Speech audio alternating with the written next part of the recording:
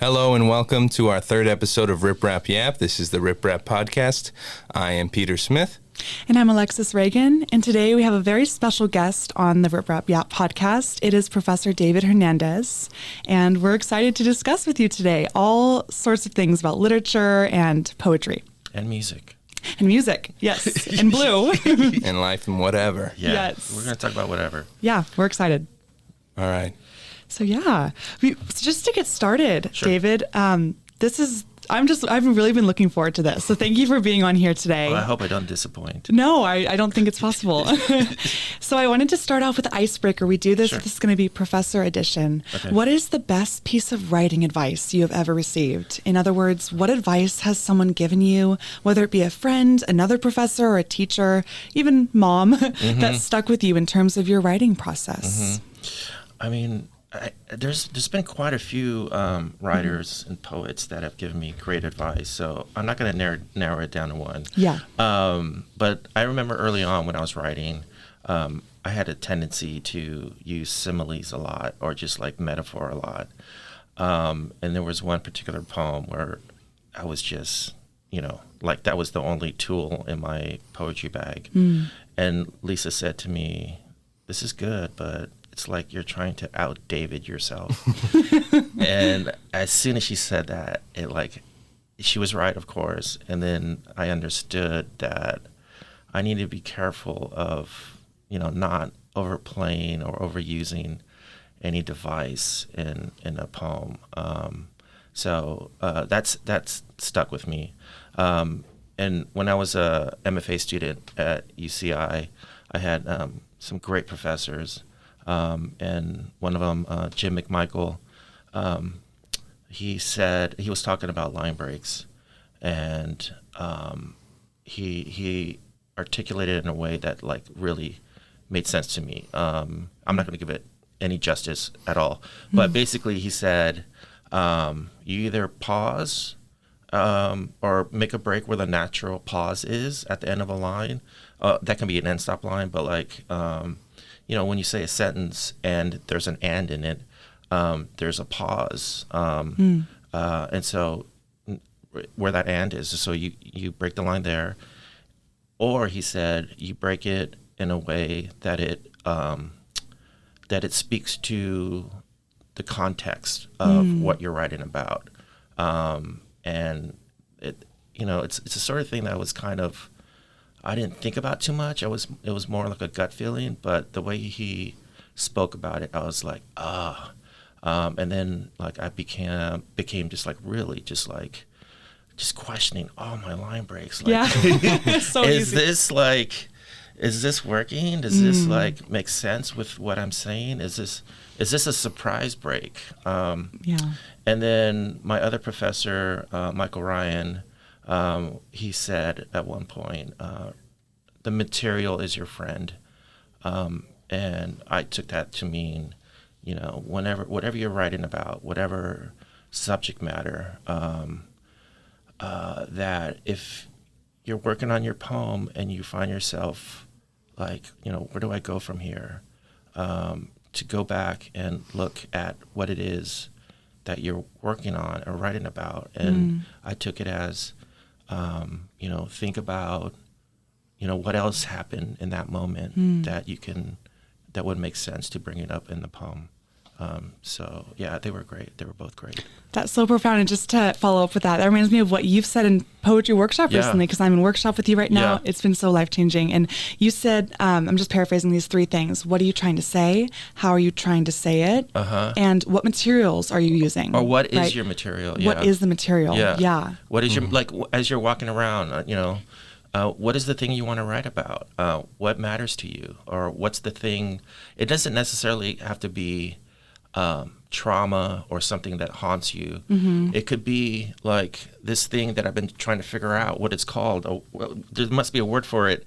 When light, when it's like late afternoon and the sunlight goes through trees. Oh my goodness. And then it goes, I have videos on my phone. We've been trying to figure the this out sunlight goes for through a the long time. trees and the leaves, and then it goes through a window in your house, and then it lands on the wall, And then you look at the wall, and there's the shadows of leaves moving, but also these circles of light moving too, and they're both like so sort profound. of, and it's so mesmerizing. And then Yes. when that happens, I'm just like, all right, this is better than TV. It is. And you know what? Listeners, if you're listening, David and I have been trying to figure out what word this is. Yeah. I think the Japanese term is komorabi. Komorabi? Yeah. But I tried to say it was dappled light, when it's like playing on the walls, but It's just the term for this concept. yeah, I don't know, Peter, do you have any thoughts? I You think can make one up if you want. I think Like that'd be great if you can make get one all up. Dr. Seuss on it. Yeah. Glimmer. But I think that word, that Japanese word, it only speaks. It doesn't speak to when it's moving or the light moving. I know and think with the Japanese, it's. I saw a video, it was like talking about trickling through like forest, through a forest. Right. But I'm specifically a wall in your house. Yep, I know. We all. It's like a mundane made miraculous phenomenon. Right. Yeah. Right. Yep. Awesome. Yep. Wow, we're already off to an amazing deep start. So this is incredible. That was all great advice, and I think like as poets and as writers in general, like as we carry on our career and we grow, like we collect these nuggets of wisdom that we can pocket and then produce in our own work. And Sure. but yeah. I'm trying to think of the word for that. It got stuck in my head. I'm thinking of, there was like, I don't know if you guys know about this, but it's like a tool that was used by artists right before cameras, was you'd stand in a box, completely black box with a singular pinhole in the wall to let the light in. Yeah. And you'd have like a pane or a sheet with a painting or a drawing. I think you'd have a drawing on it with a sketch, so the light could go through it. Right. And you'd have it upside down, I think. Right. So the light would go through it, and it would project against a canvas, and you could trace onto it or paint onto the tracing. Wouldn't it be upside down? I think so. You'd have to put the drawing upside down. That is But incredible. I think there's a word for that, whatever that is.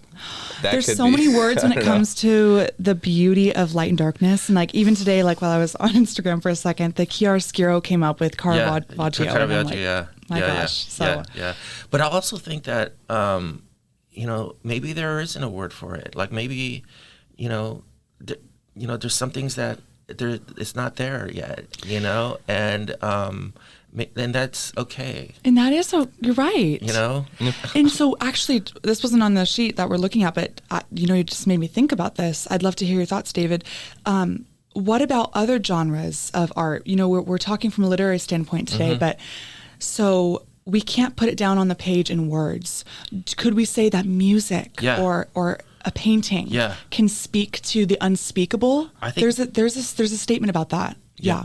I think music more so. I mean, painting can do that as well, but I find that with music, and there's certain bands, musicians, Radiohead in particular, where it's just like the beginning of Kid A, like it's just immediately engrossing, like second one into that album. And I cannot articulate or put into words what that music is making me feel, but I love it when music can do that. Just like, whoa. Yeah. I mean, I think that kind of speaks to all art, really, that idea of describing something or capturing the idea of something that you can't really describe. I think that's what all good art does. Yeah. Inexpressible. Right. Yeah. It's true. Yeah, it's profound. And Robert Bly, we're going to be talking about him today a little bit. He's a phenomenal poet. And he says that the eyes report to the brain and the ears report to the heart. I just mentioned that now because I remember reading about that the other day. Yeah. And wow, it reminds me too of another Robert. All these Roberts, Robert Frost, like you had said, the three things that you want to reach. Yeah, there are three things after all, and he makes it sound like so easy. Like he's giving you the here's the answer how to write a poem. There are three things after all that a poem must reach: the eye, the ear, and what we call the heart, mind. So profound. Yeah. I feel like art does that. And so that's incredible. Well, yeah, should we dive into blue? Sure, let's dive into blue. Let's do it. So listeners, you're probably like, what are we talking about, the color blue? The legacy of the color blue in literature is something that recently dawned upon me and brought it up to David. And it's a profound theme, if you haven't already looked into it, where the color blue has been known to be used in literature for over 100 years on very symbolic levels.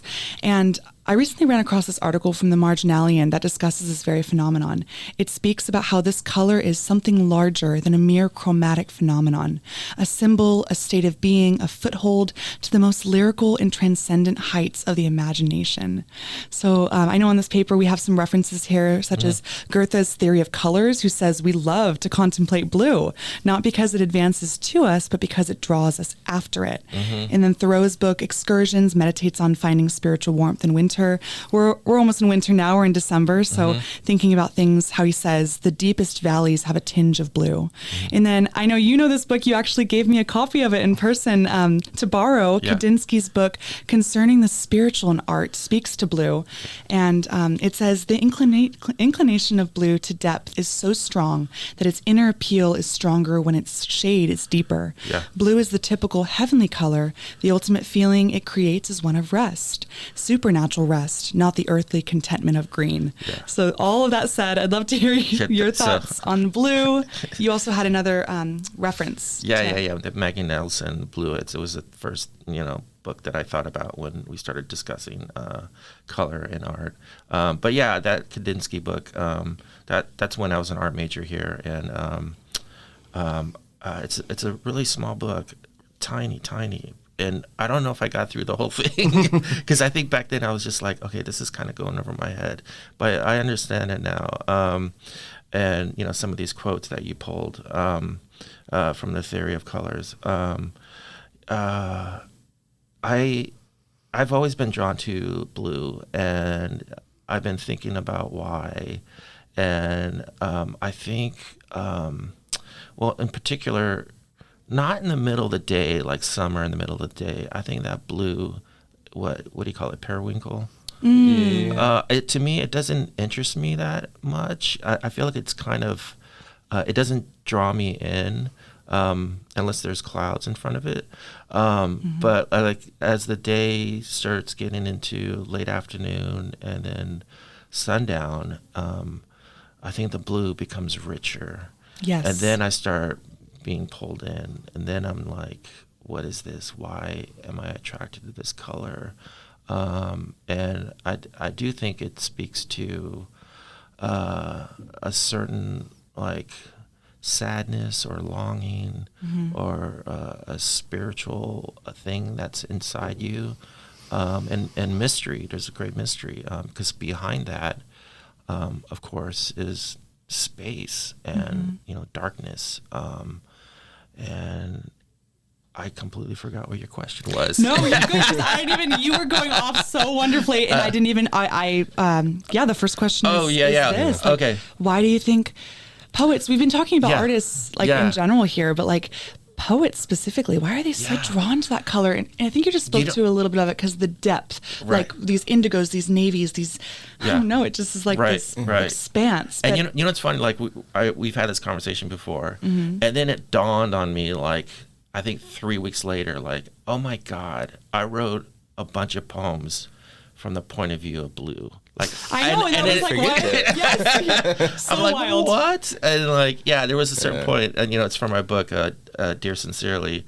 I was writing a lot of, there's a lot of dear poems, epistolaries, and so, Dear Professor, Dear Proofreader, Dear Mockingbird, et cetera, et cetera. And then I thought, what if I start writing sincerely poems where I'm being addressed by something, and then instead of like making it like that vague, I decided something that is blue is addressing me. So I started writing those poems. It's so profound. Yeah, sincerely. I think I have one called "Sincerely Hospital Gown," "Sincerely Paper Gown," "Sincerely Blue Blood." Sincerely the Cat's Eye, Sincerely the Blue Jay, of course. Wow. And then, so that's how I started writing those. And then Sincerely the Sky. Yeah, I only read Sincerely the Sky, and right when I read that, I was like, whoa. Like, he is totally, like, just meditating on blue in such a profound way, which we'd love to hear it later if you'd like to read it. But you know what? I don't mind reading it now. Honestly, I was it's just about to say that. It's open to the page. I think it's a good time. Yeah. Okay. It's been a while since I read, so. Sincerely the Sky. Yes, I see you down there looking up into my vastness. What are you hoping to find on my vacant face, there within the margins of telephone wires? You should know I am only bright blue now because of physics. Molecules break and scatter my light from the sun more than any other color. You know my variations, azure at noon, navy by midnight. How often I find you then on your patio, pajamaed and distressed, head thrown back so your eyes can pick apart not the darker version of myself, but the carousel of stars. To you, I am merely background. You barely hear my voice. Remember, I am most vibrant when air breaks my light. Do something with your brokenness. That's good. Wow. I like that. I just got chills. There's a word in there I was thinking about, which I was going to speak on, but there's vastness. Yeah. And I think that's because really with any color, if you want to get in like color theory, any color has metaphorical value and it changes over time across cultures, right? Like green is lucky here in the West and red is lucky in the East or whatever, I don't know, right? But as far as blue, right, it's general understanding that it's some amount of melancholy to it. Right. Yeah. And maybe this is a newer thing, I don't know. But two things that have always been blue, right, are the sky and the ocean. Yep. And if you want to use a word that describes them, I think vastness is a good one. Yeah. And I don't know, there's something about that. I think that's the interesting part of blue as a concept is how it speaks to that idea of vastness in a way. Yep. That if you want to use another color, it wouldn't be as good as doing it as those, just because those concepts are so familiar. Right. I think one reason why poets like to use blue, I think it's also this, not just the color, the sound of it. To me, it extends itself. It's like if you gave colors, like assigned it like a paper airplane, blue travels further, I heard right? it. Blue. But red, it goes and then it drops. It's like an end stop. Yeah, red. It just kind of stops, and then yellow extends a bit further. But blue to me is the one that travels the furthest. It has like an infinite nature to it, yeah. And Peter, you just said it. That was on one of our lists to talk about. Like, that's why I think like blue is easily the most powerful color in this world, because when we consider the vast expanse of both sky and sea, like you just said. And so, thank you, David. Yeah, like I know this is such a deep color, and we're going to be getting into the deep image movement in a little bit, Sure. but. Mary Stebist was one that talking about poets who like to use this color in their work. Are there any that are coming to mind, like using blue? I mean, the one Maggie Nelson is the one that immediately comes to mind. Yeah. Bluets, and it's an interesting book. It's written in. I mean, technically, it's poetry.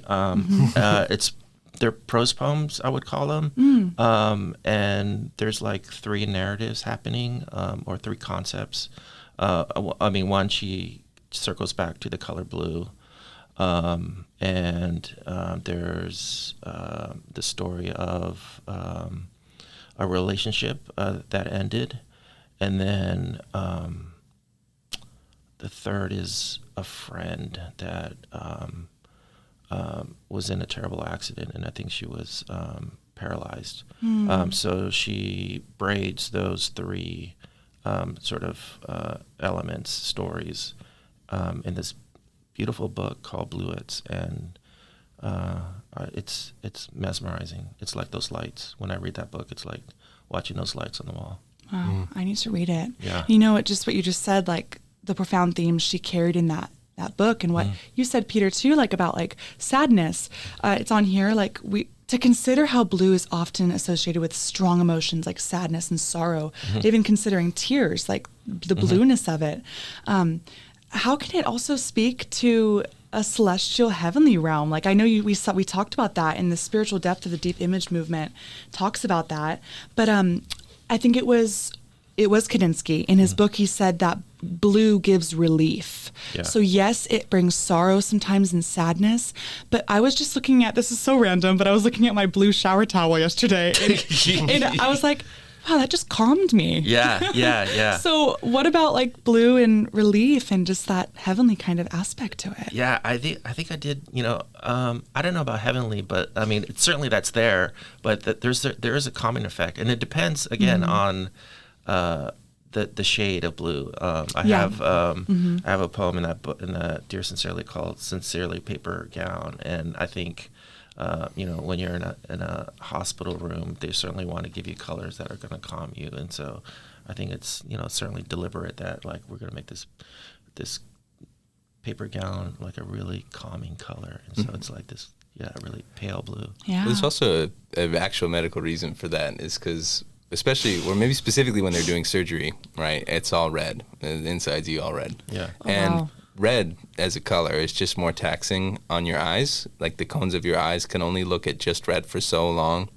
It's a lot more exhausting for them. Yeah, alarming But, too. Yeah. but like that off bluish greenish color is very easy for the eyes to look at. So that's why they have that in medical settings, is because you look at that and then you look back on the red and you're able to do it more. At least or in surgical rooms, that's the idea. Yeah. I totally believe that. That's so interesting. We're going to talk about blue for another hour. Yep, guys. I hope that you're having so much fun. Yeah. And then we'll switch to green. We'll just do all the colors of the rainbow. Every single podcast will be a different color. Yeah. But stay tuned for chartreuse. Yes. Yeah. Brat. man, well, I guess we can go on to the next topic. But the last question I did want to ask about blue, maybe we can go around and just, blue has so much meaning to it. But what does the color blue mean to you? If it doesn't have to mean sadness and relief. Like, what does it mean to you? Mystery, I think. Mystery. Okay. Yeah. What about you, Peter? I don't know. No one in my family really likes blue as their favorite color. I'm trying to think. I like green. My mom, all her cars were red. Oh, wow. Okay. So I just think not her. Okay. Okay. And I would say the word that just came to mind was peace. I think of like a still body of water. Yeah, I'm like, that speaks to blue. Absolutely. But yeah, awesome. Well, shall we go into the deep image movement in poetry? Sure. This is a quite phenomenal and not really known movement in contemporary poetry, which is why I pulled excerpts actually from the Cambridge Intro to American Poetry by Andrew Epstein. And I'll read this excerpt and then we can just dive in to this movement. So it says, "When I stand upright in the wind, my bones turn to dark emeralds. These strange and surprising lines, the final sentence of James Wright's poem, The Jewel, are a quintessential example of deep image poetry, one of the other new major modes of writing to appear after 1945. Associated with Wright, Robert Bly, Jerome Rothenberg, W.S. Merwin, Galway Kinnell, Louis Simpson, William Stafford, and Mark Strand, among others, this loosely affiliated movement or tendency first began to crystallize in the late 1950s and had a surprisingly lasting impact on the evolution of American poetry." So yeah, I'll pause there so we could just talk about, I'd love to hear what you know about the deep image movement and how you like it. And then I can talk about this other excerpt. I mean, I'm looking at that among others, and I want to like, who said this? What is this quote from? Andrew Epstein. Okay. I mean, Charles Simic should be in there. Yeah. and then among others. Yes. I mean, there's really so many, but There's so many. I know Charles Simic was a defining poet in your career. Absolutely. I mean, I was an art major here at Cal State Long Beach, and I was, I ever since I was a little kid, I thought I was going to be an artist, and I was an art major, and I almost had my degree, and then I realized that I was writing more in my sketchbook than drawing. And then I took a poetry class with Haley Mitchell, my first poetry creative writing workshop, and I wrote, and I didn't know what I was doing, but she saw something in my work, and she suggested that I read Charles Simic. And then I walked over to this library where we're at, and I checked out his selected poems, and it just landed for me. It just hit, and I was just like, wow, this is it. This is what I want to do. And so he was definitely a big influence right from the get-go. And I would put him among the deep image poets. Fantastic. Absolutely.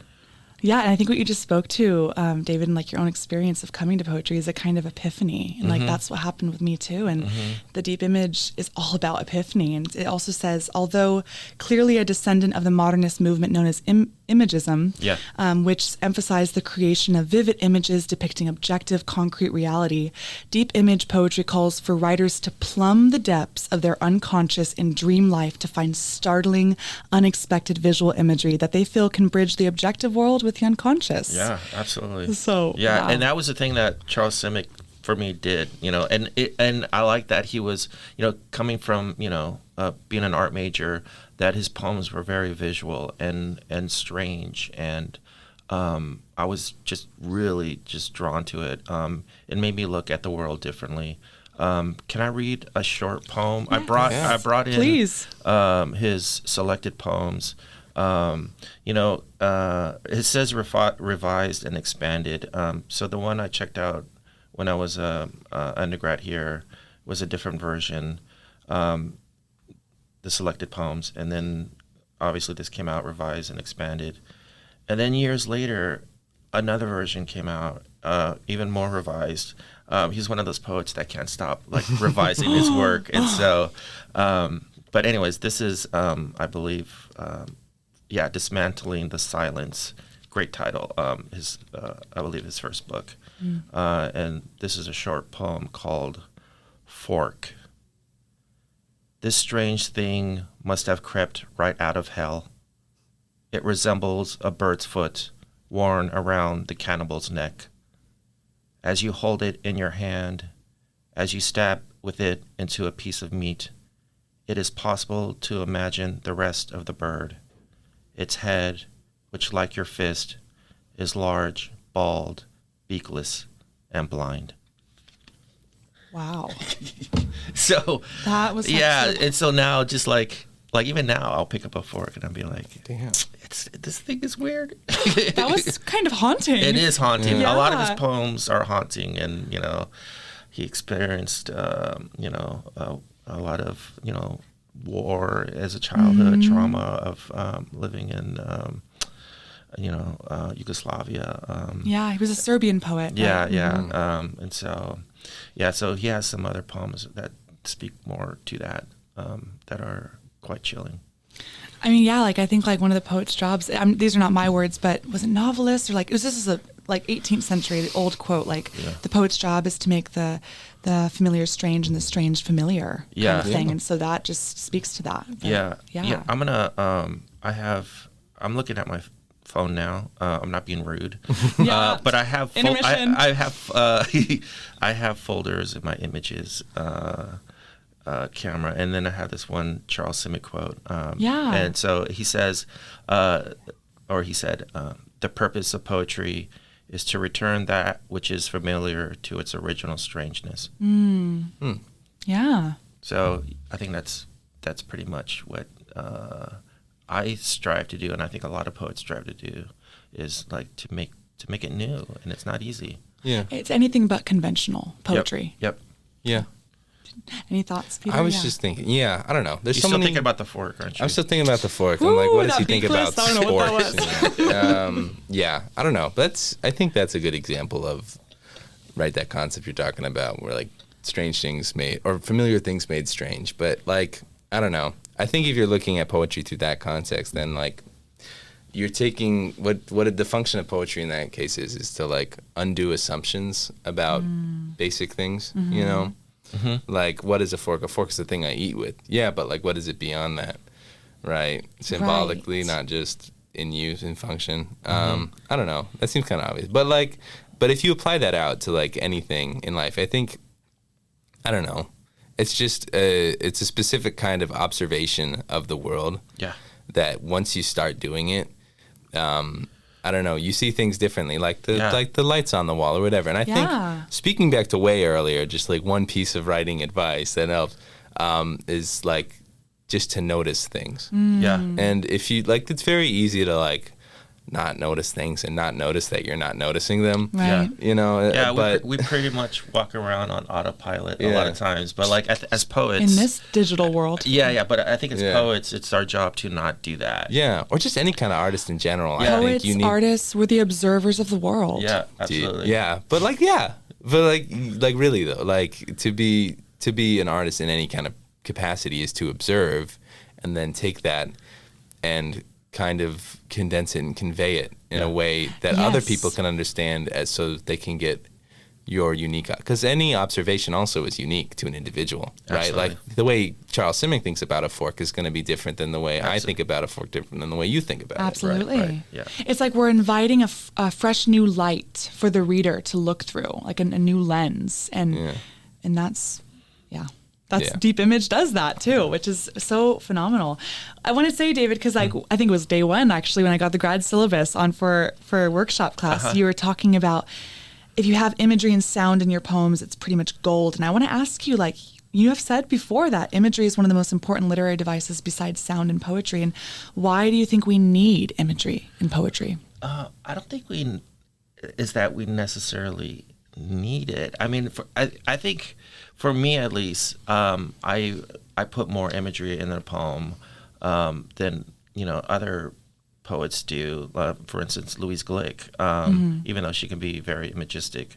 But I think it's a matter of like, when you put when you're looking at something closely, there's something that happens to you, the one writing it, and you kind of float a little bit once you really started meditating on something that happened, or some phenomena, and you're really just trying to understand what it is that's lurking there. And that's what I like about writing poems, is that it breaks me from being on autopilot, and I feel like in those moments I'm like very attuned to the world, and it's a rush, and that's why I keep going back to it. But so definitely, thinking about what it is that's there, visually, but also sound. I think it's crucial in a poem. I certainly wouldn't say, that Charles Simic was, pushing sound forward as much, especially in his earlier poems. But later on, like, I think it's you're making when you write a poem, you're saying, this is, at least for me, this is different from normal speech. The way I'm articulating this thing, I don't talk this way. If you walked around, if I walked around talking like I do in my poems, people would look at me strangely. It's the sounds of the words, I think, is very sort of it attracts me as a writer, as it does like other writers. Like you read a line or you read a sentence, and there's a tune in that. And I'm working on a poem now, and it's a bunch of short lines, and I'm just combing through this thing, and sometimes I'm just like, wow, that line does not work. And it was the image in it that was like making it not sound right to my ear.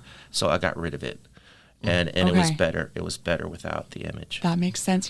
Okay, to follow up with that, like now I'm thinking, could we say that in not competition between music and imagery? Of course, they have their own functions. Every literary device does, but could we say music is what carries the poem through. Like, for instance, if an image is blocky and like sort of like, making it stop my reading, rhyme, all these beautiful things like of music, it carries the poem. That's how I'm seeing it. Like, the reading of it, at least. Right. Yeah. I don't know if it. I You think can it's a good question. Yeah. No. I think you might be right. I mean, certainly the image is what like seizes us in a way. It's like the color blue, but the sound is like going back to blue. Yeah, it's going back to blue. But the sound of it is what draws us in, I think. Yeah. Right, like the ears report to the heart. Yeah, like Bill said. and especially if you like listen to music as much as I do, like it's really important how things sounds, a piece of writing sounds. Yeah. True. I think speaking of just like music, like how words sound and how they read together in a poem, I think that's for poetry. I think it's a function of form, right? It's important for the same reason line breaks and punctuation are important in poetry, in that like it tells you how to read it, and that brings it closer to music, because music is very much focused on, obviously it's focused on how things sound, but I don't know, music can have imagery as well and stuff, but it's less important than it is, say, in poetry. But they're not really that dissimilar. I don't know. And like I've written poems that have just focused entirely on just how it sounds, like having specific rhymes and words that I like, and placed in a certain order. I don't know. And I feel like you can do a lot just with that in terms of like creating, it's like a chassis, right? And everything goes on top of that. You put the imagery on top of the bones that the music of the poem makes. Yeah, I think it was Robert Frost who said, I'm not, this isn't a direct quote, but said something along the lines of, if it's a wild tune, then it's a poem. Whoa. It's a wild tune, yeah. Like I think it has to be too, like the Maybe it's not wild. Maybe if it's I don't know. Maybe it's a wrong adjective, but it's something along the lines about. I like wild. Okay, let's say wild. He said Robert said wild. Wild. All right, Robert. All the Roberts. Okay, Bobby. I think music and meaning, I think, are meant to be married. Like it can't just be, and all props if people do want to write like Dr. Seuss poetry, like blue, shoe, flew. But if it's that, then it's like, wait, where's the meaning, intentionality in it? So, but yeah, I just know you said the value of imagery and sound it's important. Yeah. I mean, it goes back to the Frost quote, the eye, the ear, and what we call the heart, mind. And he says that first. He doesn't say, the heart, the mind, then the eye and the ear. Yeah. He puts those two first before the heart and mind. I think that has a lot to do also with like just how humans process information, right? Like so much of the brain is just dedicated to your vision, because humans are visual animals, followed by sound, followed by everything else, right? And it's just so much metaphor when you think about it is put in terms of visual things. Right. Yeah. And We're very image-driven people. Yeah. Whereas, like, if it was a poem for a dog, it might be more smell-focused, or like on a mole, it would be more, I don't know, touch-focused. The senses are so vital. Yeah. So let's not forget smell. Smell. I like feel, smell. taste, touch, all of them. Yeah, I think it was Lorca who said the poet is the professor of the five senses. So, yeah, I tend to, Wow. Yeah, I tend to like forget about smell when I'm writing a poem, but sometimes you don't want smell in it. Yeah, you don't want a stinky poem. Yeah. It depends. But yeah, wow. All of this is so fascinating. And just to go to like number 3 of the questions of deep image, I think it's a good segue. We're all writers here, I think, at different like lengths and journeys. And when considering the vision of the deep image poetics and how writers aim to leap, even Robert Bly, he came out with a poetry book called Leaping Poetry. And so that word leap from the conscious to the unconscious, the secular to the spiritual, and to bridge the gap between the two. Just a question, how did this invite contemporary poets to explore an entirely new layer in their work? One last thing I'll add is that Robert Bly was sort of critiquing T.S. Eliot. He said that his style of poetry, and these are not my words, these are his. Yeah. He had a lot of criticism, and he was an essayist as well. He was saying that style of poetry was like a dead end, but he wanted to invite readers and poets to take a new leap. Yeah. And I'm wondering, that just, I don't know, I just remembered one of my professors at UCI, Jim McMichael, he didn't like Eliot either. He said, yeah, that proof rock was garbage. Oh, yeah, I guess it's okay, Eliot. It sounds great though, but like, yeah, it wasn't it's not for him. Deep Image. It's not. You know, hey, we all have our own taste. Yeah.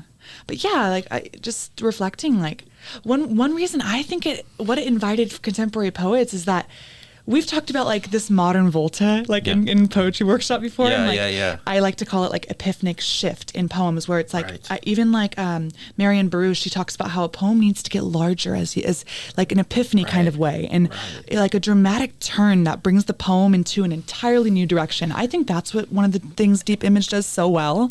It doesn't just stay in one realm. It leaps. Yeah, and that's what's like so difficult about writing a poem. It's just like, you know, at a certain point, it has to make that leap. Mm-hmm. And so it's not like you can, you know, like summon an epiphany. Like, I'm going to have an epiphany now about this thing I've been writing about. And like sometimes it's like you got to back away from the writing and it's just like let it simmer back there. But yeah, I mean, that's what we're all, I think, striving for, is just like that the poem like makes that shift. And then suddenly, you know, like the material is like, it turns, and now it's like, oh, but you haven't thought about this in this way.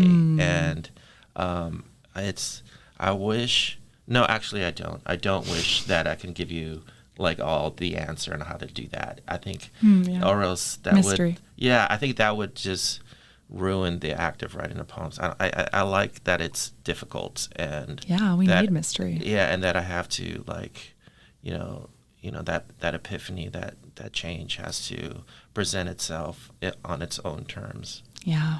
Yeah. I don't know. I like the idea with just the way this talks about the unconscious. Very Jungian. Yeah, it is Jungian perspective. Yeah. Mm-hmm. But I think that's what makes it, this kind of poetry good. It's just because the humans don't think just with the conscious mind. Mm-hmm. They think with the unconscious mind. They just don't notice it, obviously. Mm-hmm.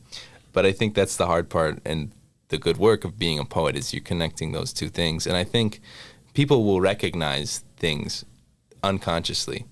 And I think that goes back to what we're talking about, where like good art will speak to something undescribable a little bit, where like you'll have these concepts on a page and they won't necessarily be connected on a surface level, but there's an unconscious connection between them. And to have an epiphany is to connect the unconscious things with the conscious things and have that make sense, get that idea across. Yeah. So like if I'm saying like, you know, sadness is blue and blue is a marble and a marble is a choice or something, whatever. Like those, like I just made that up, right? But like those are some like random thingies, and they don't really like on a logical level, not connected. Unconscious though, it kind of tells a story, because like why is that? And then you think, you know, on like things you've thought about, there's imagery there, right? Like, well, when is, you know, this, that, and then you finish that off with something. But like the idea is that these unconscious things and conscious things connect to each other in a way you don't notice maybe until the end. Yeah. And that's where the epiphany is. And at least for my writing, I feel like that's how it usually works. I don't know. Yeah. I can't stop thinking about a sad blue marble now. Yeah. A blue marble. Sad. Isn't it cool though with marbles? Like they have like a swirl inside them Some sometimes. of them do, yeah, like, it's like a, I don't know. And then you shine the light through them on the wall, and then oh my hey, God. maybe another shape goes on the wall. Yeah, there you go. No, but that's so true. Like I even thinking, you said the word logic. I think, and this just came to me right now, like I think poetry is happy to defy logic, because it's like, okay, we are jumping to another realm. We're leaping. We are, you know, another phrase. I've been collecting all these little quotes that have been coming to my mind over workshop. Like poetry is a meaningful onion, because we get to peel back layers. They're silly, but it's like, it is like an onion where we get to peel back a layer. If you stay on the surface of a poem the entire journey, you don't really hit the heart. You don't really get to the core. So I think Deep Image does wonders in that. And it, maybe you haven't heard of it, listeners. I honestly found out about it during undergrad, but like I'd invite you to go look into it and read Charles Simic and Robert Bly, among others. W.S. Merwin. Yeah. Yeah. Yeah, I need to read some of his work. Yeah, another poet that was like a big influence on me was Anne Sexton. It was Simic and Sexton. Those were the two. And with Sexton, like I saw, or rather I heard, here's the music. This is, and she's using the concrete imagery, but like weaving that with music, and Wow. so she's I highly recommend Sexton if you haven't read hers. Yeah, there's so many great ones. We talked about, just on a side note, Charles Simic and Robert Bly. I know I guess they were friends. And I think Robert Bly lived to translate. They'd fist bump each other. Whoa. Would they? No, I don't know. They invented it. You know what? It was the first fist bump. I love it. Poetic fist bump. Yeah. Yeah. Well, Robert Bly, he loved to translate poems. And I know that Simic was a Serbian poet. And he, I think, did translate some of Simic's poems. So it's a really awesome thing. Any other, I know we mentioned he was a defining, Simic was in your career, but any recent favorite poets, poems, or influences? Now I feel like, when there used to be record stores, and I would walk in and I would just be like, oh, what was it that I wanted? And I just feel overwhelmed because there's so many. Mark Strand was on this list. I love his work. And I always return to it. Wallace Stevens, and he's the one that I read because of the music. I don't understand some of his poems, but in terms of music, I think it's phenomenal. Who else? Yeah, Wallace Stevens. Mary Shibis. I love that book. Incarnadine. Yeah, I keep going back to that one. I'm constantly searching for new poets, and sometimes I'll be reading a literary magazine and I'll be like, who is this? And I've never heard of this person before, and then that excites me because I'm always searching for some a writer that does something that's just wow. New voices. Yeah. Layla Shati, remember, I think you said you saw a reading of hers. Yeah, she's great. Whoa, has an amazing poetry reading on YouTube if you were to go out and listen to it. Yeah, no, she's fantastic. And I think she comes, from that lineage of Louise Glück. There's something about the voice that she inhabits in her poems. Absolutely. I think it was called Snowdrop. She read a Louis Gluck poem. Yeah. Oh. So it was the one in that YouTube video, and it was just the way that she spoke it, brought it to life. Yeah. But she's fantastic. Yeah, there's been some amazing. And you know what? I'm when this podcast is over, I'm gonna be like, oh, why didn't I mention this poet? No, but that's okay because I know I put you on the spot. I think anybody gets asked that question, what's your favorite music? It's our mind goes blank. Yeah, actually, that wouldn't go blank for me. Good. Radiohead, Kid. Yeah, music. And maybe we should just jump to the music part. Oh, but absolutely. Because I'm not gonna go blank there. I know that's great. Music does get ingrained into our life, our bloodstream. Absolutely. Well, okay, so what kind of music do you love to listen to? And you recently, I think it's a wide range. Okay. I was listening to Dead on the way over here. DEHD. Oh, not the Grateful Dead. Just no, Dead. just I thought Dead. You were talking about no. Yeah. They're great. This trio from Chicago, I believe. It's indie pop. Fantastic chiming guitars. Kendrick Lamar, he dropped a new album.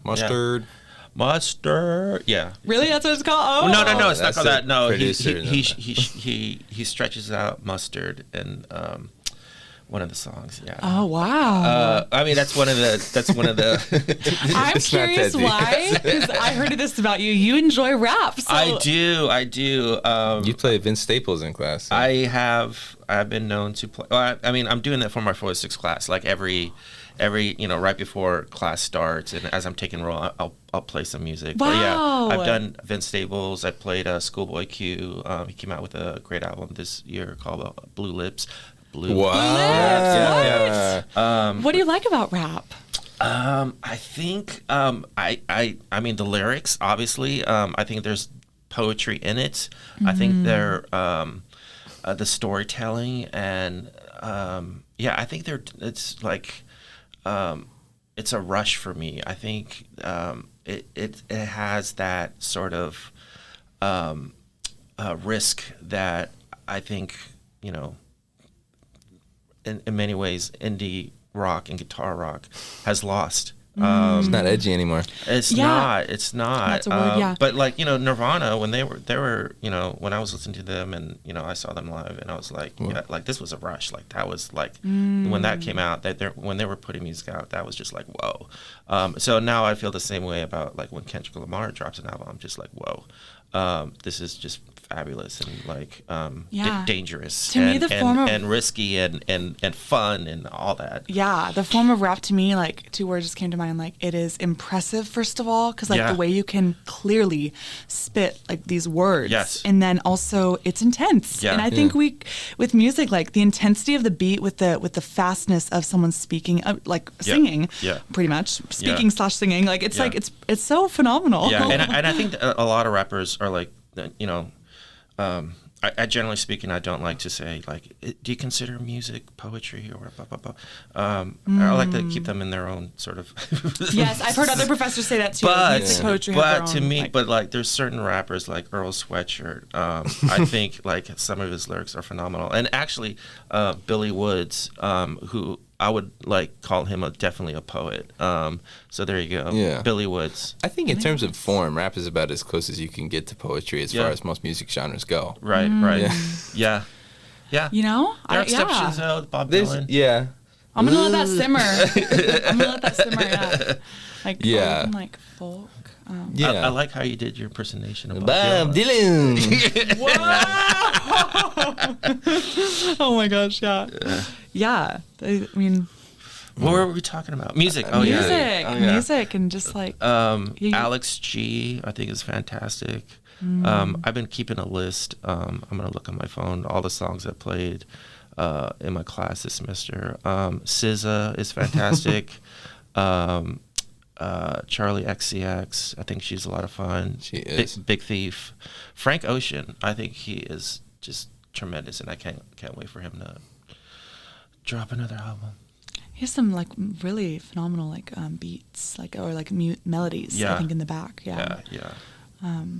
Wow. Yeah. How about you? What are you guys listening to lately? Oh, I won't judge. Good. I like death groups. It's you like what? It's called death groups. It's like it's really abrasive. It's very abrasive. Yeah. Oh my god. It's like experimental industrial hip hop. Yes, it is.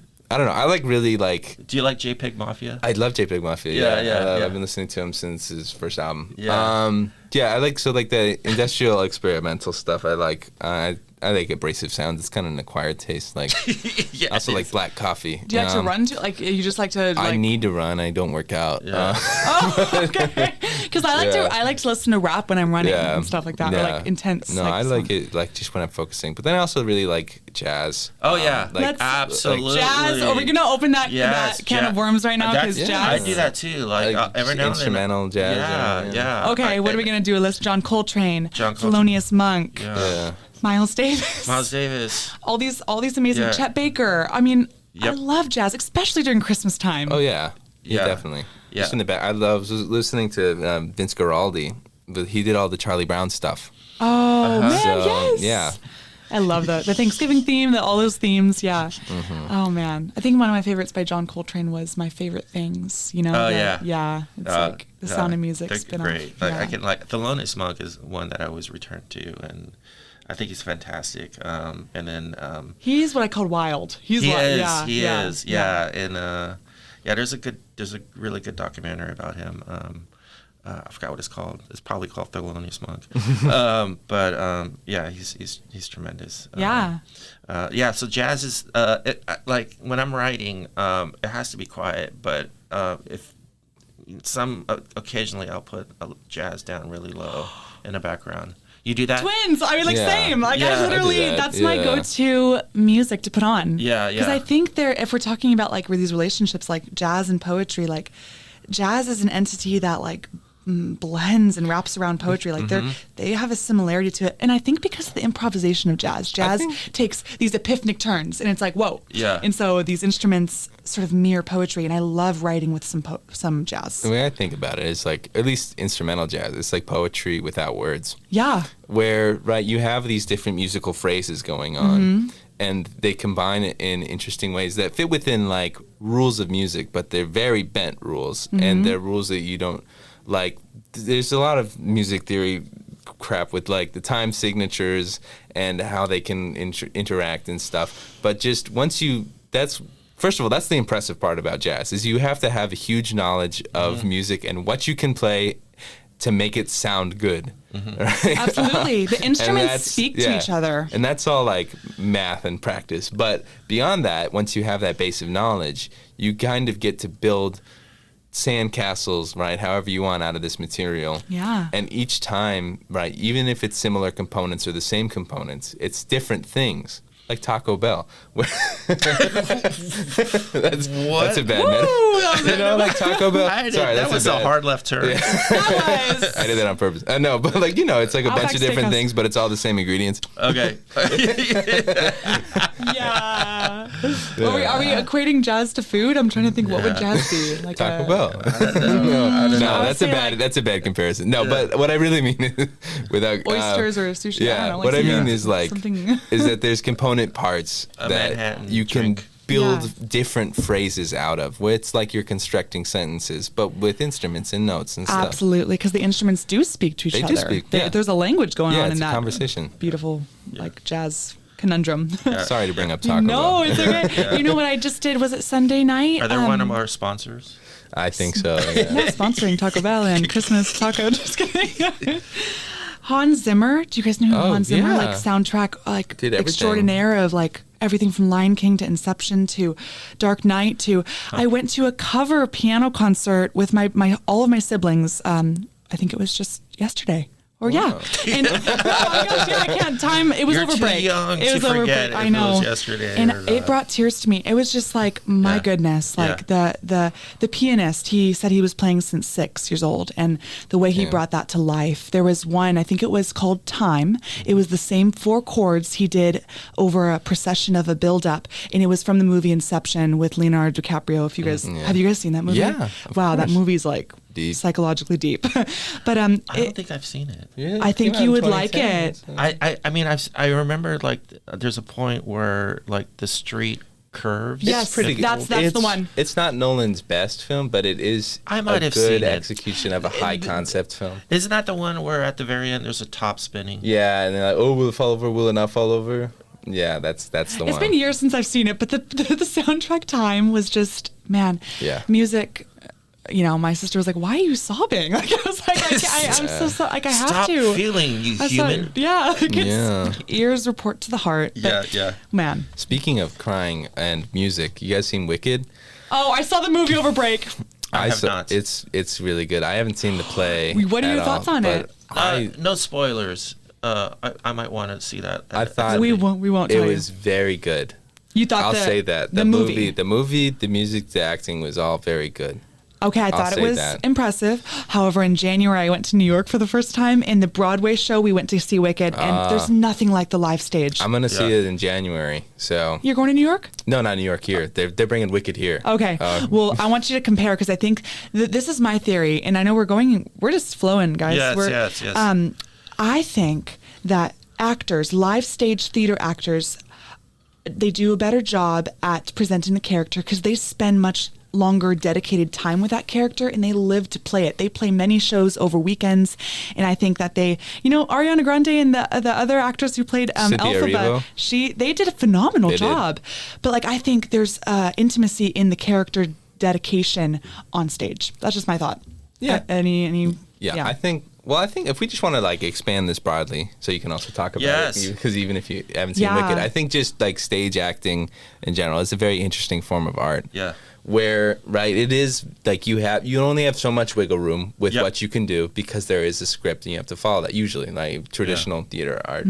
But within that, you're inhabiting a character and you're bringing that to life, and I think there is a lot of artistic expression that goes into that. And I think if you do stick with the character for a long time, those performances can be very good. But like, I don't know, it goes so far back, like Shakespeare, right? If we want, I bet we all have a lot of opinions about Shakespeare in this room. I know. Some people laugh, some people cry. I mean, the Globe at theater. Yeah. First rapper. But I think exactly, yeah.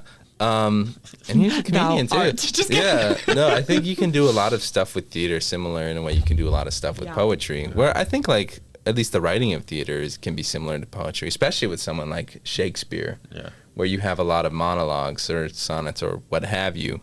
Where Didn't these he create characters, words? He created words. He created a lot of words, yeah. But like just the way, the form in which it is where like words, like he neologisms where like Dr. made up Seuss, words. yeah. Oh, okay. Yeah. Like Jabberwocky. Yeah, like that. Okay. Yeah. I think like these little silly, or like even like idioms, like the green-eyed monster, that kind of thing. Like The like green-eyed monster? or I have green eyes. You call me a monster? Nope. Am I thinking this right? Like like was envy? Shakespeare Othello?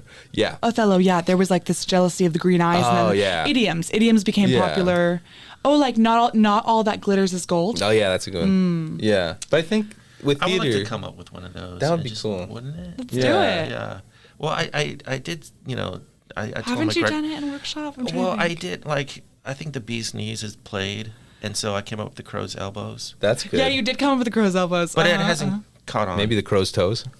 That rhymes. Oh, the crow's Peter. toes. I just stole your Don't thunder. edit. Don't edit. Don't edit. So funny. Yeah, I think we all like Don't workshop my make singing. our own Yeah. little phrases. Yeah. Well, what was I gonna say? Oh yeah, I think especially with like non-naturalistic theater, the type of dialogue that happens is very similar to poetry. Anyway, I don't know. You know what I mean? It's like older style where it's not necessarily how a person would talk in real life. It's just how they talk on the stage. Right. But to see that acted out as well, kind of gives character to poetic diction. I And- absolutely you know what I agree. mean? Yeah. Yeah. I don't know. I think that's why that's why I like reading my own poetry. Yeah, Rather than having it written and someone else read it. Where it's like there's stuff, like even though there's punctuation, there's line breaks and stuff, there's parts of it that I just want to read out because I kind of want to act it out in a way with how I read it. So you feel more comfortable reading, I want to know David's opinion too, like reading your personal poetry rather than reading someone else's? Is it because you feel I'd rather- closer to it? Is it because you understand it more? No, when I'm working on a poem, that's when I enjoy reading it and like the lines. But when it's done, I don't necessarily enjoy it. Yeah, I don't go like, now I'm gonna read this poem and I know I'm gonna enjoy it. No, I much prefer to read other poets. I just Diane Seuss came to mind. I think she's fantastic. And if you haven't read Frank yet, listeners, read Frank. Okay.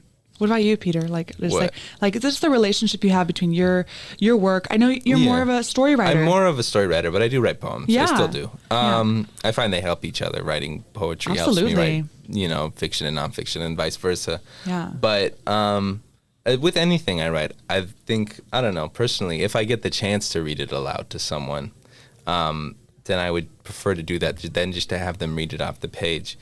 Maybe it's because I don't trust people. I don't know. But I think it's more so that, like, there can be an element of performance.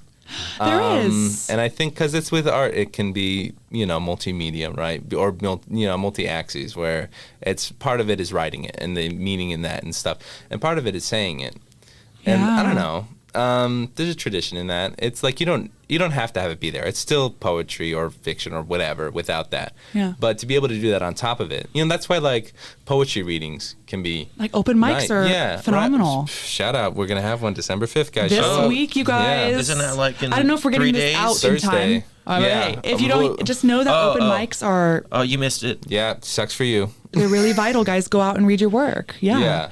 But it's yeah. I know. I like that. It's an experience that I think kind of deepens it. Yeah. It's just a little Yeah, reading your work out loud, like poetry is meant to be read out loud, and like sharing it with the world, like it's like sending it out as an offering. It's just it's so profound. Mm-hmm. I want to segue into visual arts. I know that you said you were first an arts major, and then you made your shift to poetry. You did speak on this, like how you got interested in the poetry and literature, but what I'd like to talk about is ekphrastic poems. Sure.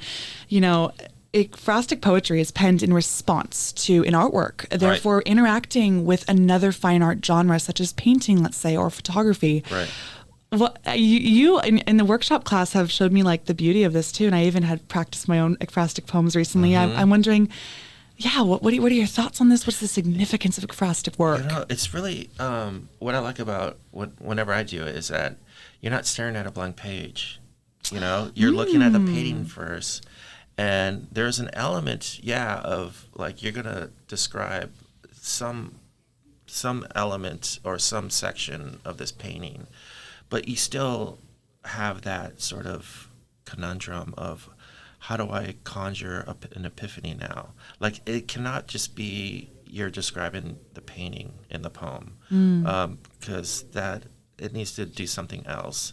But yeah, certainly I think, with my art background, once I discovered that, some poets do this, I was like, oh, wow, Magritte, it's time to write about a Magritte painting, or, Caravaggio, although I don't think I've ever written about a Caravaggio, but he's fantastic. Yeah, I think there's, a conversation between you, the poet, and this painter, this painting, and what do you see in it that's not there, or why are you responding to this painting? I like that sort of conversation. See, that's profound what you just said, because I was going to ask you, like, when you are the poet, you're in that chair and you are looking at and you're admiring this painting that moved you. You don't necessarily have to depict exactly what's in that painting to evoke this painting, right? Right, exactly. But also, it's like, it's a certain, you have to ask yourself, like, why did you decide to write about this painting? What is it that's in you that is drawn to this painting? And sometimes it's like, this painting is so, like, phenomenal and grand and amazing as it is. I'm not going to even attempt to write a poem in response to it. It doesn't have words. Right. Like, it's there's nothing more I can say about it. It's a really, I think a great way to get material, look at art, and find those paintings or photographs that speak to you. And I suggest that all your listeners do that. Yeah, I would encourage everyone to practice. Like, maybe there's a favorite thing you saw at a museum, a painting, and even film. Like, it could just be a cinema. Yeah, film. Yeah, like, or what I send. I send poems every Monday. I send a poem of the week, and this morning I sent you guys that. I forgot what the it's Claude called. Monet.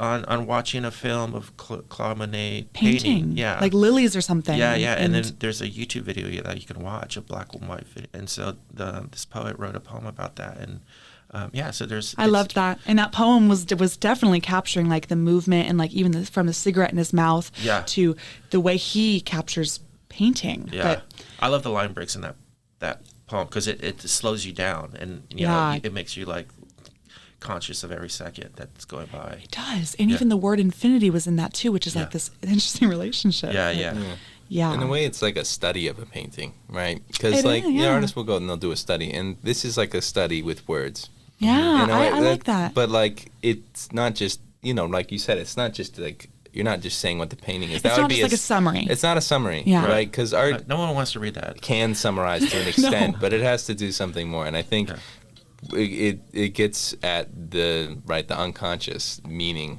of art and puts that into words. So it's the unconscious is tapped into, and it's like similar to what you said about the fork. We're all going to see the fork differently, but a painting will speak to our hearts differently.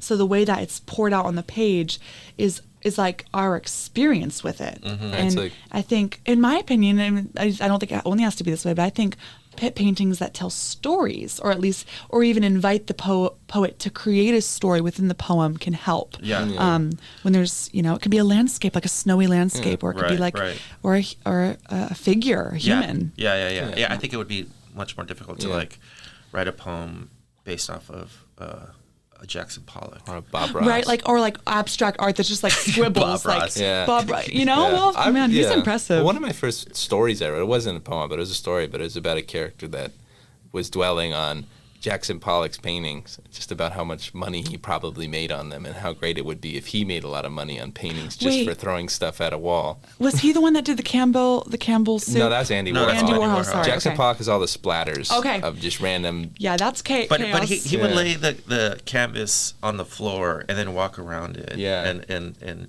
drip on it. And there's some great stuff that would fall on it and it would just made stick. Me think, like, because poetry is already, I'm not going to say it's pure chaos. It's not. It's deep. It has a wild side to it because it takes these leaps, like we talked about.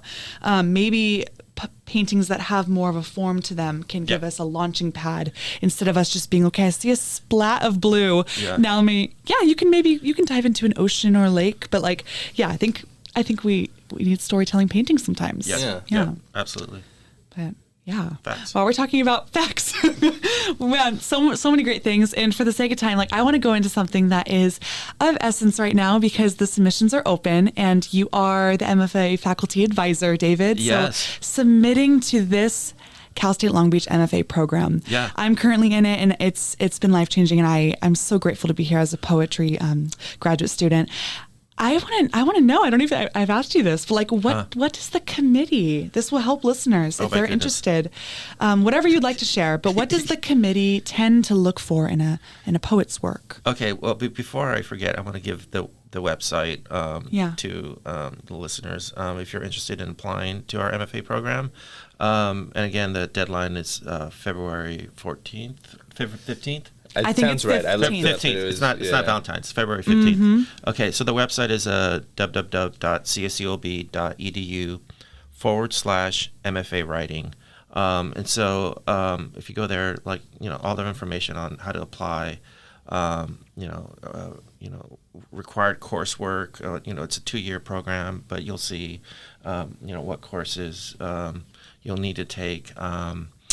And in terms of like answering your question, we're really looking for writing that is there's heat on the page. It's sometimes it's sort of hard to articulate, but like there's just something, there's a gift there. It doesn't have to be polished, but certainly there's a reason. There seems to be an understanding of what is my material, what am I going to say, and how am I going to say it. It seems like those are the things that, at least me as a reader on the committee, like I want to look at that and tell myself like that like this poem. It seems like that this poem needed to be written by this potential grad student, and so. That makes sense. And then also there's a statement of purpose, and it's sort of that's important to why have you decided to come into or to apply to our program? What is it about poetry? And that has to be something. And I think letting us know what you're reading, or who are your favorites. Poets. We also have prose. I don't want to leave out the prose. Yes. So, David's just a poetry professor here. But prose too, and that's open to fiction or creative nonfiction. So if you're interested, apply. Yeah. I'll be applying. Yay! Yes, Peter's applying. Yeah, I've been doing all the grad school stuff and writing statements of purpose. It's this time of year. Yeah. And like if you're feeling like, I even got an email, like somebody asked me, because this is my first semester in the MFA program and I'm learning so much. And they said like, what's your experience, or like, how did you, like just like even mustering up the bravery to apply to programs. If you're feeling that insecurity, like, I would say just do it, like Nike says. Just do it. And like with statement of purpose, like, evoke, why you chose to take this route with poetry or prose or anything. You're a writer.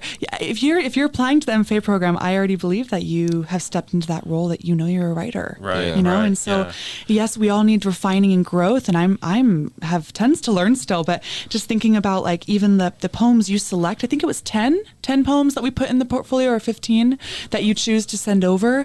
Yeah. You know, pick the ones intentionally that speak to your style and like the themes you want to evoke. That's just from a poetry side, but and then and also just like I would say just your strongest work. Strongest work. And you know, with poetry, like, you know, I think it's important to. I met with a student, and they were interested in applying to the graduate program, and they had heard that you know, start with a strong poem and end with a strong poem. I think what you want to do is just like make them all strong. Yeah. Absolutely. No weak ones. Yes. Yeah, no weak ones. Yeah. You have to be, you know, sort of brutal with your own work and like. Yeah, rally up a stampede on the paper and just send it off. Just like, you know, put like 30 poems on the wall and just have a rose ceremony. Yeah. I think it's important to know also like why you're applying. That seems kind of. Why? Mm-hmm. Yeah, but like, I don't know. I just had to do this. I had to write like statement of purpose over the break, and I was struggling with it. And eventually I figured out what I wanted to write for it. Was I had a English teacher, one of my favorite teachers, in junior year of high school. And I liked his class so much that I volunteered to be his teacher's assistant the next year. So I would write his tests for, he had an English language development class, so I'd write all the tests for that. It should all be grammar stuff. And then I would sit in for one of his other classes, his 11th grade class again. So I got to see the next year's crop of students do the same things I did the year before. But I got to see it differently because whereas before I was like in it, this time I was a fly on the wall looking at it. And I realized like what it was that he was doing to get them to talk to each other about whatever it was we were talking about. I think in that year it was one of the books was Tim O'Brien's The Things They Carry, which oh man, that is a profound I think story. one of my favorite books of all time. When I first read it, I read it in like a week because I liked it so much. I just love the writing style. I feel like it's affected my style a lot, where it's very simplistic, straightforward. But I'll never forget that story. Yeah. But just, I don't know, just sitting there and watching how it was that he approached getting students to kind of form opinions and argue with each other more or less about a story, and make them actually care about it. Because like you can read a story, you can like, oh, that's a good story, but you can still not care about it. But to care about something is to have an opinion about it, and to be invested in it in some way, and to be invested in it and to be passionate about it. And so I wrote about that, about how like that's the first time I really like thought to myself like I might want to teach English to some capacity, right? Mm-hmm. And of course I didn't pursue that at first, and it was a whole roundabout process, but now I'm here, right? But right. I don't know. Yeah, that's so, another like, thing. Yeah, but like that's how I arrived at that's right, why I want to pursue a graduate program, right? Is because I want to be able to do that. And I arrived, so I had to think about it for a long time, but that's what I arrived at, is that experience colored where I am now, even if I didn't realize it. So you've come to terms that you want to teach. Yeah. Yeah, and I mean that's one of the questions. I want to be mindful of our listeners' time. Thank you so much, you guys. Which we have a few more questions left, and I wanted to talk about like that for a second. Is this the speed round? You know, the speed round. Well, I think we're good on time. Okay. We're reserved through noon, so we're fine. Yeah. Okay. Or is it not noon yet? No. Or like, okay, we're good. We're Yeah, good. we're fine. Thank you guys for sticking around. We hope this is like wisdom that you cherish. And so some people, that even for me, like when I decided to go into the MFA program, like at first I called myself, and I still call myself a writer first. Mm-hmm. But then I've asked you this, David. We were walking out of workshop. I'm like, I'd like to know your thoughts on the relationship between a writer and a professor, and even an editor if you want to be, and how some people think that you can only be one. I don't tend to. I err on the side where, I think you do too. Like you can be in relationship with all three of these things. Yeah, and absolutely. Well, I'll just sit like this question is why do you teach, and when did you have that shift? I know it's a huge question. I love it. Teaching. I didn't know I would until I was in the MFA program at UCI, and in that program you teach composition the first year, and depending on what genre you're focusing on, either poetry or fiction. So I taught poetry the second year, but I didn't know until I was gonna, there and actually, teaching composition, whether or not I would enjoy it. It was, a little rough in the beginning, but eventually I was just like, wow, this is awesome. This is, I thought I wanted to do this. I had a funny feeling I did, but like this cemented it, just like talking to students about writing and, a piece of writing and, rhetoric. I loved it. And so, Seems like it was rewarding for you. Oh, absolutely. Very enriching experience. And it still is. Like now I'm, teaching strictly creative writing. And I feel like I learn, I'm a student too sometimes. I feel like I learn from you guys and, what you present to class. And like it makes me think differently about, how you come at material, from which angle. Or it might be a line break, or just a line that's like, wow, that's sort of inspiring. I want to do something that does that. Yeah. And so that's a two-way street. You're right. It absolutely is. It absolutely is. And but I also feel like, I brought in. I don't mind being what's the word, vulnerable or. Yeah, vulnerable. So I brought That's a good thing. It's easy for me, and so I brought in a poem I wrote when I was here as an undergrad for my dear friend, and it was DEER.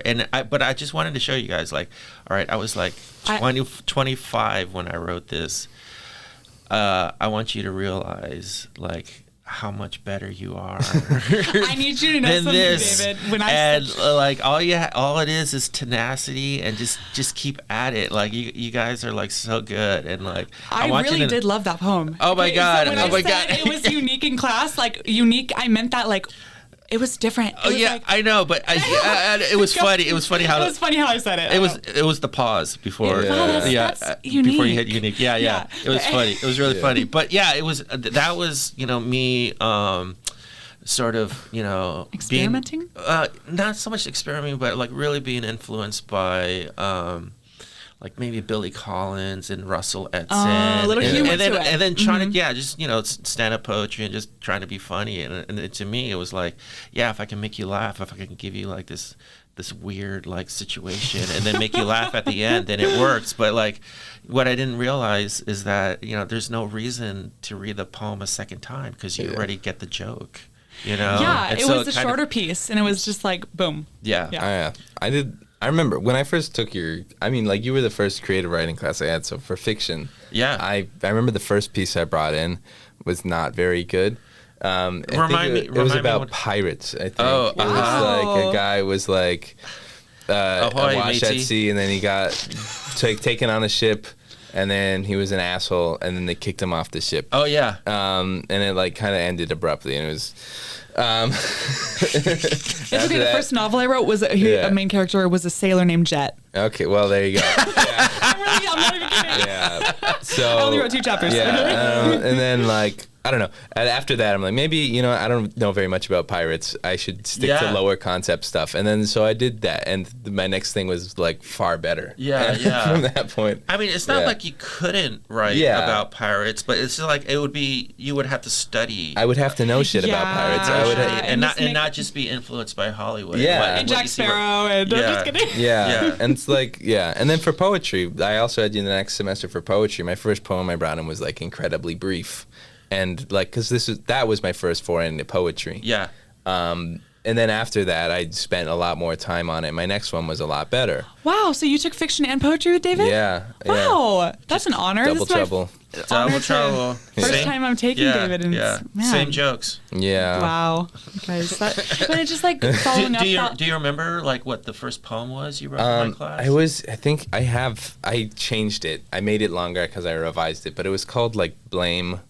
It was about like a forest fire. It was okay. And then the second one I wrote, you liked a lot more. It was called Meteor. And that one you really liked. I responded to. Yeah. Okay. Yeah, but the first one you're like, this is really short. Oh, like it kind of it ended abruptly. Yeah, like the first one it could have been a lot long. It was brief and not in a good way. Okay. I'm not William Carlos Williams. Yeah, yeah. I love the way you give feedback, David. Yeah. Really, like, because it's subtle but constructive, and it's like, okay, like, I can receive that, and I'm gonna just move forward. Yeah. Personally, I love criticism like I that. love criticism. Oh my God, I think it's important. Like we're all learning here. We like, are learning. Yeah. You know, I think if I just, you know, there's this interview. I don't know if I mentioned it to the grad class, but there's this great interview with Louise Glick in the Paris Review, and she talked about when she was a student and Adrienne Rich was her professor, and all she would say is, "I dig it." Or I don't dig it. Oh my goodness! And that is yeah. And it's just like she's I was not impressed with that, and you shouldn't be like you just you deserve more from your professors. Absolutely, spark conversation about what you just created the night before. Maybe you're burning the midnight oil. You know, like sometimes we write poems late at night. Yeah. But yeah, it's just one thing that can't just to follow up with that teacher-student relationship. Like if you're going into the MFA program to just be a writer, go for it. To be an editor, or if you want to be a professor after this, because there's second-year teaching opportunities too. Yeah, which is amazing. You have to apply for that. Apply to that. Absolutely. Yeah. But students need teachers, and teachers need students. Absolutely. That's so true. We can't. Absolutely. It's a relationship. Yeah. But yeah.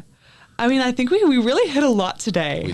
We talked about everything from blue to the deep image to music to ekphrastic work. And I mean, Taco Bell. Taco Bell was a random. Okay, that's okay. Baja Blast at Taco Bell is kind of blue if you think about it. But yeah. Well, I mean, this is the last podcast until like Christmas break. So like maybe we can just like before maybe ask if you could read one more piece, if you'd be willing to close us out, David. Christmas plans, like anything, like maybe Christmas song, Christmas traditions. What do you guys like to do? We just got through Thanksgiving. Argue with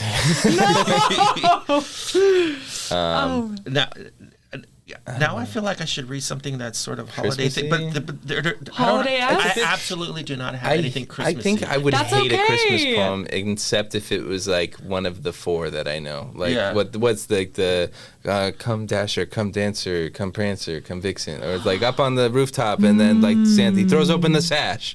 That one. I wrote a Christmas poem called Plastic once, and it was like sort of critiquing the artificiality of Americanized Christmas, like.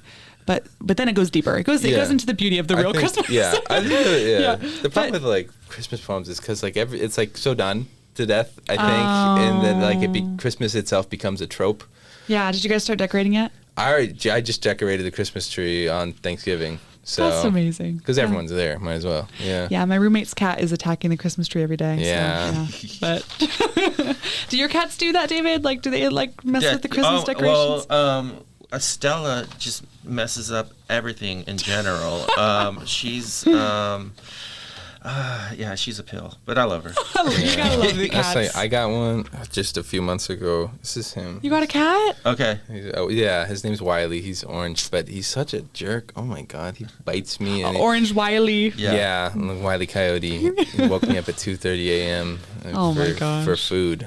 Yeah. So I have an idea what to read, but like this is not. I mean, it's not. Just off the cuff. Let it flow. Yeah. I know, but in terms of just like mood, it's going to shift. Okay. We can do a mood shifter. I've had enough of the Holly Jolly Christmas. Okay. Here. Wow. Bah humbug. Just kidding. No. Here's the opposite of Holly Jolly. We're ready for Grinch it up. Okay. And this is from my last book. So not my last book, like I'm not going to write anymore. Yes, but my most recent book. Book. Hello, I Must Be Going. Mm-hmm. And this poem is called "We're This and We're That, Aren't We?" Now that the theoretical physicist / cosmologist has explained to me, has laid out in clean, even rows of logic, how every atom in my body arrived from a star that blasted apart, and the atoms of my left hand originated from a different sun than my right, I can shine. I can go dark, recalling how my grandfather made the vertical blinds rattle when he shoved my grandmother into them. Startled in the yard, I turned to that sound. From the flower bed, my eyes were held by the swaying blinds.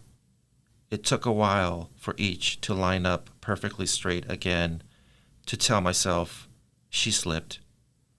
Only then could I return to stalking butterflies. My right hand was quick, reach and pinch. I had so many soft wings that summer between my thumb and index, so many of them skewered on cactus needles. I was a kid. I was cruel/gentle. He was cruel/gentle. He had witnessed my destroying, and I saw across his creased face empathy for them. After his scolding, I placed one dead one inside the white envelope of a flower. Under the sun, it glowed. Under the moon, more glowing. That was a tonal shift. In a good way. A gorgeous shift. Did That you- was so amazing. I had many. Okay. Is that about Carl Sagan in the beginning? No, it wasn't Carl Sagan. It was Oh. another cosmologist Because I know / physicist. Carl Sagan, he's like, we are star stuff, right? Yeah. Yeah. The shining in the darkness, the wings, the cactus, all of these. I mean, talk about stellar imagery. Yeah. And Thank you. the way you read that. Wow. I think it's a good example of what we were talking about earlier with like the unconscious and stuff, like the Yeah. butterflies and was it the cactus? Yeah. Yeah. With the other things. The deep image movement, totally. I see that in this work. And so that's from your book, Hello, I Must Be Going. Yes. Oh, I have to take a picture of that. That's amazing. Well, I think this has been, wow, one for the books, you guys. Thank you, David, for spending time with us today. Thank and you for having me. Absolutely. All the wisdom you shared with us. I hope all of the listeners enjoy. And yeah, open mic is this week. Just know that. Like RipRap hopes to do these regular open mics once a semester. Yeah. And anything else, Fantastic. Peter? Submit if you have work. To RipRap Submit. To RipRap Submit. Yeah. Until February something. late February, guys. Just get it in, guys. We're going to be reading lots of fiction and poetry, and we want yours to be part of it. Yeah. Awesome. Yeah. Alrighty. Thank you, guys. Yeah. Thank you for David. joining us. Woo. Alrighty. This has been episode 3 of Rip Rap Yap. Have a good one.